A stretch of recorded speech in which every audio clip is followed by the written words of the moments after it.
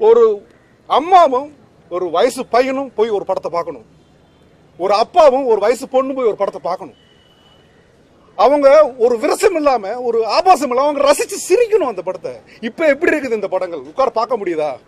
அந்த கோவத்துல தான் எல்லாருமே சொன்னாங்க இந்த மாதிரி கிளாமர் வை, கிளாமர் ஆடி. எப்படி நம்ம கதை ஸ்ட்ராங்கா இருக்கும்போது நமக்கு ஏன் அந்த கிளாமர் தேவைப்படுது? நான் கதையோட தேவைப்படுற கிளாமர் வைக்கலாம். இது இப்ப ரொம்ப ஆபாசமா, ரொம்ப டபுள் மீனிங்கா பார்க்கவே முடியல. திரைப்படம் நான் எடுத்திருக்கிற இந்த படம் நான் பெருமைக்கு சொல்ல தரமான படம். இது பிடிக்குதா உங்களுக்கு பிடிக்கலான்றது உங்களோட சாய்ஸ். ஏன்னா பத்திரிகையாளர் உங்கள் கையிலையும் தமிழக மக்கள் கையில் தான் இதோட இந்த வெற்றியும் உங்கள் கையில் தான் இருக்குது.